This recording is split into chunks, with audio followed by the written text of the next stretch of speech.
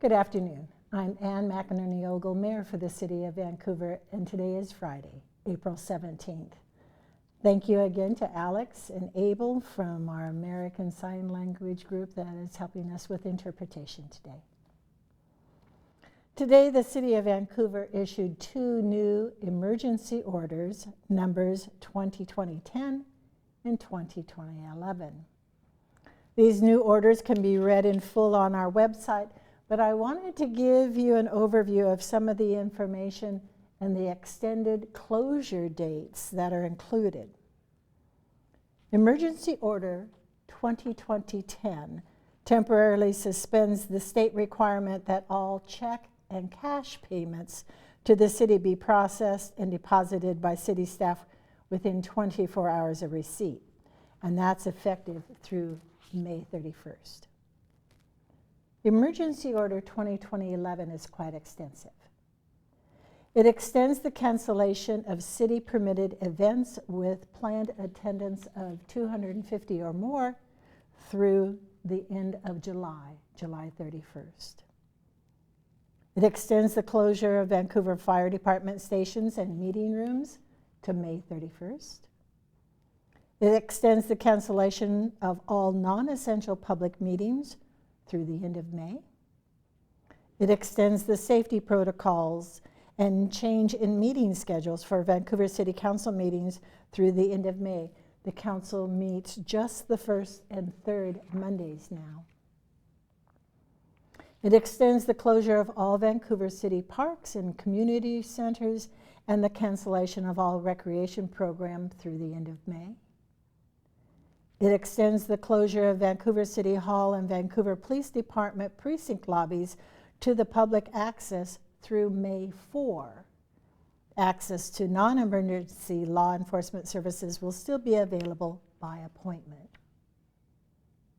It extends the emergency purchasing authority of the city manager and the emergency budget authority and access to the city's emergency reserve funds through July 31st. It extends the city's internal infection disease control protocols to reduce face-to-face contact, to reduce travel and increase physical distancing through the end of May. It extends the city's temporary telecommuting policy through May 4th and authorizes director-approved telecommuting through the end of May. It extends the suspension of on-street parking enforcement through the end of May. It requires that public farmers market to operate on public land with a city-approved operation plan and city-issued fire and life safety permit through July 31st. It extends financial assistance for city water and sewer utility customers through the end of May. It extends protections for property owners against foreclosure through May 31st. It extends the protections for small businesses against eviction due to non-payment through May 31st. It extends safety and sanitation requirements for landlords entering a rental property through the end of May.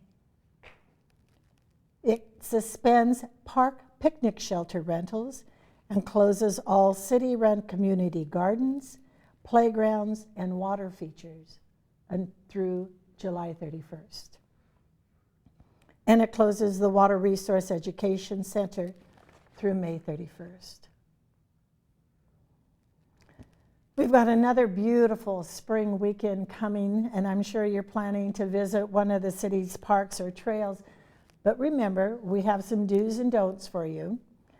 Do wear a face mask or a face covering while you're out in public. And do maintain that 6-foot space between yourself and other park or trail users, even if you're wearing a face mask.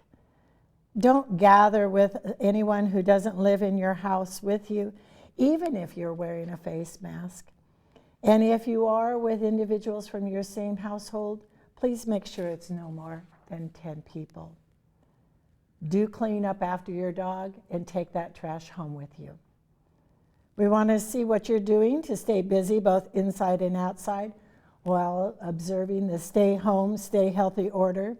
And whether you're baking or going for walks or gardening or making some homemade face coverings, we'll show you some of the Couve from home photos that we've posted on Instagram this week.